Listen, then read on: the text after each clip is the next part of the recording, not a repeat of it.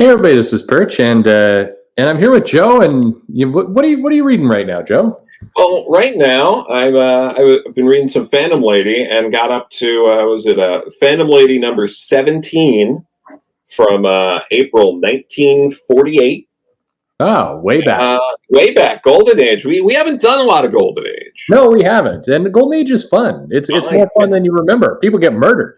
People get murdered so much, but but yeah, this is one of the issues that really stands out because this is the infamous Phantom Lady kind of tied up with rope, and that was used in the Wortham committee hearing things and all that. So a lot of people know this cover, but a lot of people don't talk about the actual comic, which is amazing.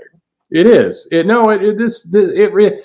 There's a lot of things going on here. The other thing, the art in general, especially for Phantom Lady, is it almost is right at home in the 90s in terms of the style, the way it's drawn, the shading, certainly the breast size. But I mean, just the character is. You could, with a little bit of work, you could pass this off as something that did come out in the 90s. Oh yeah, no, for sure. And this is, the artist on this, Matt Baker. Black man who was illustrating comics in the Golden Age. Crazy, I know. In the 40s? No. In the 40s, it's crazy. And this is just a couple of years before It Rhymes with Lust, which was many regard as the first graphic novel. Yeah. Yeah. So that's awesome. Yeah, so you got this here, and then it was written by Ruth Roche. Okay. She's one of the earliest women to be working in comics. In the 40s? No. And it's crazy. She did use, different like synonyms and all that, or not synonyms, but she went by the pen name Gregory Page. But this was a comic written in the 40s, it was written and drawn in the 40s by a woman and a black guy. Nice. Okay, there you go. A little bit of people weren't expecting that. This is a very pulp kind of comic, and the whole series is this way. I had forgotten kind of how it's simultaneously gritty, like you said, a lot of murder, and there's an interesting combo here of there's a lot of things going on in this comic. Yeah. I mean, first page right out is a woman getting just slapped so hard by a thug. Yeah, it's a protection racket, right? And that's kind of where our story. That's where the story is coming up, because this is the merciless soda mint killer that we're gonna deal with. So there's this protection racket happening. So the Phantom Lady, basically, she's going undercover to kind of break this thing up. Yes. But they're just coming around slapping the ladies, and so then we get the Phantom Lady goes undercover, and we get lots of scenes of her kind of mopping. She's been at the waist mopping. She is.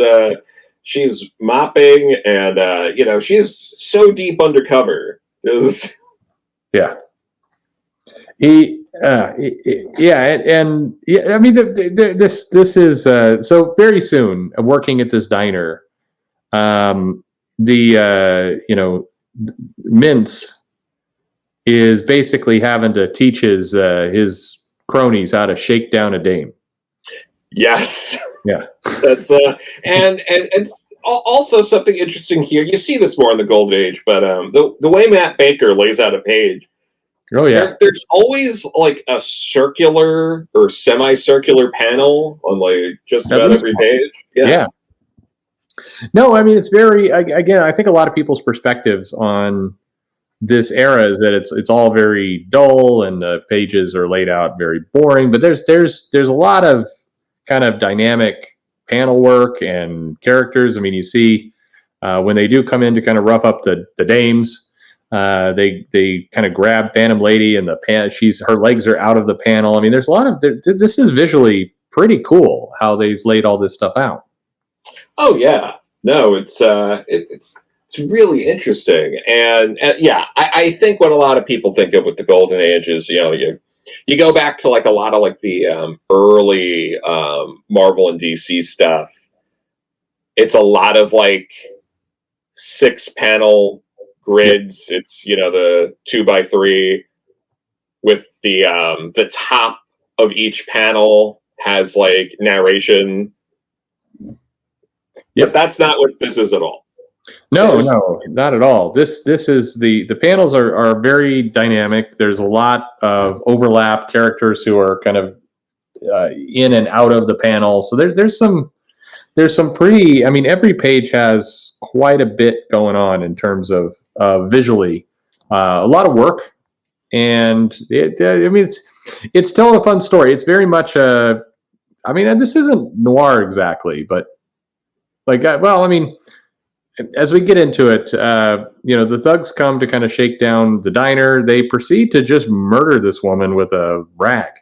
Yeah, she says, "No, don't, og," and she's dead. Yeah, that's because he strangles her and probably breaks her neck the way he's doing this. It's real quick, like and he just. Well, even his dialogue, easy does it. Just relax. I'll do the work. Yeah. I like the spelling there, but do the wake. Yeah. It's great. But yeah, and then sure, with the chump take the rap. Yeah. You just love it. Like, just love the dialogue here. I love the dialogue here. Yes, this is what they need for the Hellfire Gala.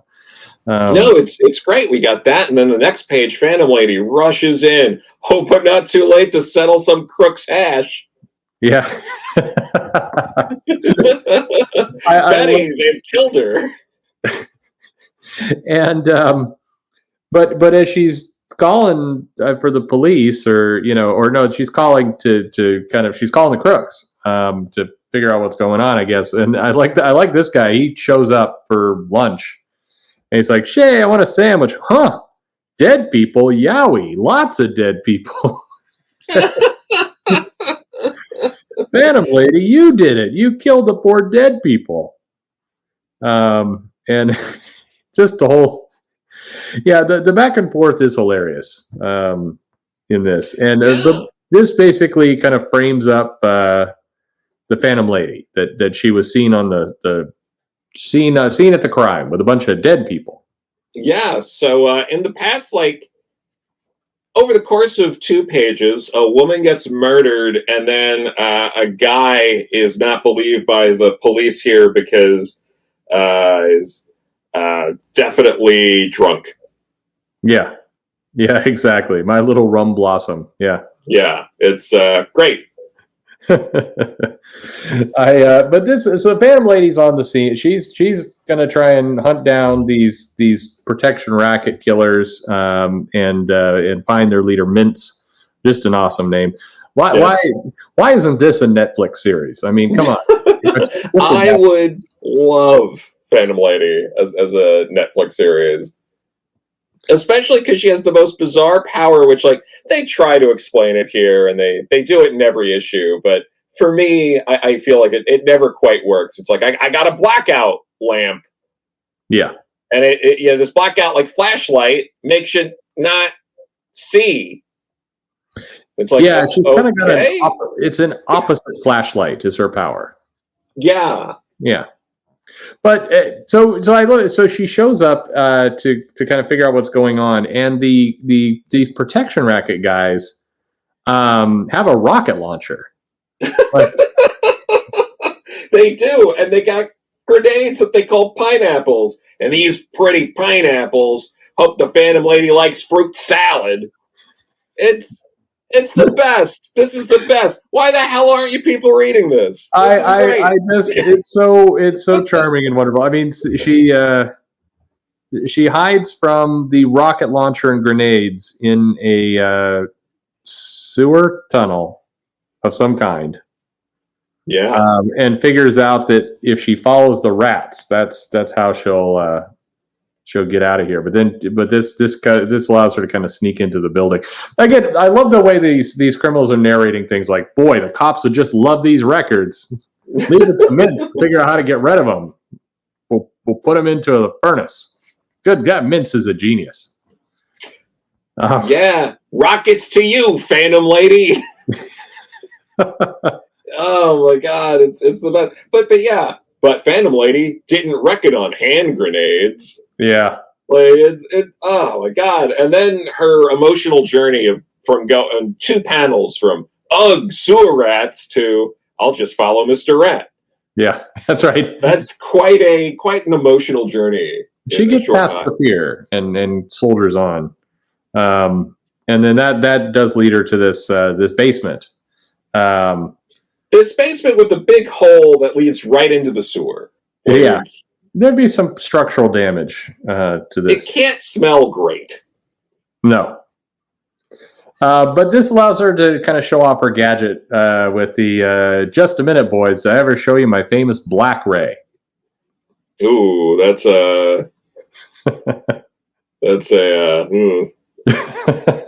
that wouldn't play well. Could have been have I showed you my famous black light? That would have Black Ray. Would have been a little So but that makes her blind, makes the criminals blind, and they're worried. They're like, "Oh, don't kill us." I like the plea of the criminal here. It's like, "Help me too. Can't see. Don't kill us." No. It's great because then it's don't worry, I wouldn't cheat, especially the electric chair, because she wants them to be murdered with capital punishment. So she easily just beats up people. We remind of Mintz, who has stomach trouble, but there's nothing wrong with his eyes or ears. So he's like, perfect. I get to get rid of the Phantom Lady, and those lugs will all in one flip of my wrist. But she beats the shit out of him with a crowbar or something. Yeah. Going to town on these guys. She is cheating the electric chair. She's really cheating it because she's killing them right here. And then she catches a grenade and throws it back to murder a guy. Yeah. And you're like, well, I mean, he looks surprised as what appears to be his ass is exploding. And you're like, well, maybe he's okay. But then the next panel, no, they're dead. They got the guys under sheets. All of them. She completely cheated the electric chair because they're all completely murdered. Yeah. And this guy seems very happy-go-lucky. Did you hear, Sandra? Phantom Lady caught the crooks and cleared me. If only I could have seen her and expressed my gratitude, as in, fucking her. That's right. Well, I also like how they refer to it as the Phantom Lady caught the crooks. I mean, caught, murdered, it's all good. After beating them with the crowbar and then throwing a grenade at them. Well, and when the police show up to put these guys under sheets and in a body bag, they're like, wow, looks like a cyclone hit this place, which is a funny way to describe everyone's dead. But then her answer is like, well, I had to clear Dawn of poor Betty's murder. That's like, I had to kill all these people. Come on. And then if you thought there's no way that the first story could be topped, I bet you weren't expecting murderous horse jockeys. That's right, the stinging whip. Yes, the murderous horse jockeys she fights in the second part of the issue. I'm confused by this little promo of Phantom Lady had little experience with bangtails, but plenty with murder, which is established. That is established. Yeah. Yet it took fast thinking and acting to keep up with the adventure of the stinging whip. That's some hell of a copy right there. Yeah. Yes. Oh my God. Fucking Dawn, man. It's great. It's great for her. You're subverting tropes here because, similar to Wonder Woman, Phantom Lady's just like dating an airhead. This guy, Yeah. Don, is just doesn't get it, Don. Like, come on. No, she seems to be enjoying the fact that he's an idiot. But, I mean, she shows up at the races, and he immediately takes her to look at the horses. And she's very excited. She's learned that her boyfriend is a horse racing man, so that's cool. Yeah. So anyway, they decide to bet on things, and she does put this sugar girl better win, or I'll be begging from door to door. And then she thinks, I wonder how much Phantom Lady could pawn her Black Ray for. Like, hey, don't get into this gambling. Like, and plus, like, you kind of get the sense she looks angry with these tickets. If her horse loses, she's going to murder everybody in this in the track. Yeah, no, especially if they throw some fresh pineapples at her. Yeah, she's going to give them the old fruit salad. But while we're in for just a fun horse race, meanwhile inside the gloomy stable, the jockeys are having what is exactly going on here? They're basically going to win this race because they're not going to throw the race. They have a whip with a knife in it. Yeah, they're gonna take out. All they have to do is get close enough to the horse to take him out with the knife whip. There's one jockey that's not into it, and they basically I like this style. Get out of my way, you crooks. It's almost time for the fourth race. Like he's basically heard this evil jockey talk about how he's going to murder people. And he's like, I don't know what you're talking about. I got to get to the race. And the henchman's like, let's just croak the little rat. So they go racing off and saying, we're going to give him the needle right now. And they stab him in the back. They sure do. The deadly poison works instantly. So again, more murder.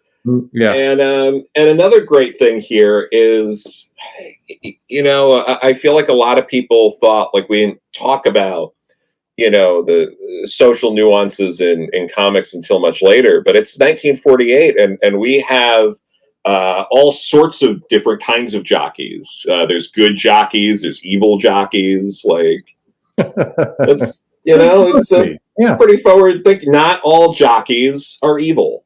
That is true. And they get killed if they're not, I guess. But I like this scene, which you sent me this clip of. They're like, "What's going on here? Where's the jockey? Why isn't the horse out? Why isn't our horse that we bet all our money on racing?" And the horse is just kind of flipping out. And her boyfriend, like, there, girl, what's wrong, eh? Just like a woman having hysterics. Oh, yeah. Yeah. But it turns out the horse is freaking out because the jockey is, fake hung himself. Or they to cover up the poison murder, they've hung him. Yeah, they hung a already dead man to hide a murder. The Golden Age comics, folks. Yeah, I like how the plan is. Shit, our jockey's dead. You can ride the horse. Like we'll call the police later, but let's get you out of this green dress and into a jockey uniform. And you have no horse racing experience, but you've just met horses, seemingly for the first time earlier in this issue. But you're going to ride it. This is called privilege. Yes, this is privilege. Yes, there's a lot of jockeys who worked really hard to get where they are. That she just jumped right over them. That is true. We do get a panel because they're just short. With the jump. Well, the height challenged was not a concern in the 40s. That's right. So she seems to be doing a pretty good job because she's a Mary Sue. Yeah, absolutely. Although that one guy is just like the way it's laid out, the guy with the horns just like tooting it right in her face there. Yeah. That is true. That's not how it's supposed to be. But he's excited because she's taken off her clothes. Yeah.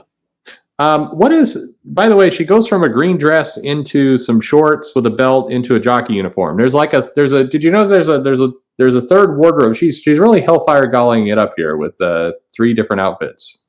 But anyway, that's. Oh yeah, no, I mean, I wouldn't be surprised if Emma Frost read Phantom Lady comics when she was a kid. Yeah, exactly. Yeah. So anyway, so basically, she's doing well in the race. They take out the knife. Phantom Lady just smacks the evil jockey right in the face, but he manages to kill the horse. Like he stabs Sugar Girl right in the leg, and the horse dies. Yeah, it's not great for Sugar Girl though. No, Sugar we're going down. Yeah, Sugar goes down. So this gives her the opportunity to do another wardrobe change. So in less than a minute, she changes into her Phantom Lady costume. Yeah. In all fairness, there's not a lot of Phantom Lady costumes. True. It's pretty quick. So they, unfortunately, they disqualified the jockey who murdered the other horse with his needle whip. Which really brings into question this whole guy's plan. But yeah, it does. Phantom Lady is off for more revenge. So they basically unfortunately they get the drop on her, and she doesn't have her Black Ray, so she's kind of hosed here. But yeah. The criminals decide no poison needle for Phantom Lady. She needs a classy exit, like Carvin. Yeah, and before that, again, there's this like repetition of like thugs trying to murder women by telling them first, just relax, babe. Just like, like let me do all the work. And the last one, like these like just suave thugs snapping dames' necks, just telling them like relax, take it easy. It's just don't worry, I'm just murdering you a little bit. Yeah, just a little. But she does manage to just when they've got the drop on her, she quickly starts a fire in the hay. Yes, and burns the evil jockey and horses alike, mostly alive. Yeah. But one of them gets free. I thought you were all under control. Now again, what she's saying is, I thought you were all under control. What she means by under control, she means burned alive. She thought she murdered everyone, and she didn't murder one guy, and then just squirts him in the face with water or something. Yeah, squirt, she says. Which, nothing, no double meaning there. But anyway, so this is all good. She meets back up with her boyfriend, and good news, the horse was only stunned. Yes, luckily she murdered a lot of guys for a horse that turned out to be alive. Yeah, but unfortunately, they're still broke. But could be worse. Could be dead in that fire. That she caused. That she caused. Yes. This is a crazy. I mean, yeah. I love Phantom Lady. Where can people go to get this? Like you've got a collection there in your hands. Where do people go to find this stuff? Yeah, this is Roy Thomas put out collections that you might still be able to find them. I'd have to double check, but it's in volume 1 of the PS Art Books Phantom Lady. There's 2 volumes of this total that cover the Golden Age Phantom Lady. Mm-hmm. And then, beyond that, you should be able to find, I don't know if a lot of this is even on Comixology, because, we're talking, she was in Police Comics for, 20 issues, and then got sort of jumped around a little. Oh, no, more than... she's in, Police Comics for, 23 issues, and then, eventually they sort of did their own Phantom Lady comic, but it started at issue 13, because back then you didn't do a number 1 if you didn't have to. Yeah, that was bad. But yeah, she got to hang out with Plastic Man. A lot of people know Plastic Man. He was in Police Comics. You know, Jack Cole, rest in peace. One of the only artists I think ever to write a suicide note to Hugh Hefner. Jesus. You know, it's the human bomb. We'll have to do a human bomb. Oh yes. Story. This is. I'm just looking up here. If you're willing to have this in paperback, you can find a bunch of these volumes on Amazon for $17. With tons of volume. I mean, like just a ridiculous amount of content. It's golden age. It's fun. This stuff is like you've been hearing us talk about. It's completely insane in a certain way, but it is. Yes. Definitely. You know, go check this out. It's fun comics. It's from the golden age. She was a very popular character back in the golden age. Yeah. No, she really was. Her stories are great. A bunch of these are done by, Ruth and Matt, woman and a black man doing comics. Well before anyone made that a big deal. Yeah, in the 40s, it turns out that there were comics made in the 40s and made by black people and women, and they were good. They were real good. You should go read this. It's wonderful. It really is. It's good. Enjoy Golden Age comics. Enjoy fun, offbeat stories. Yes.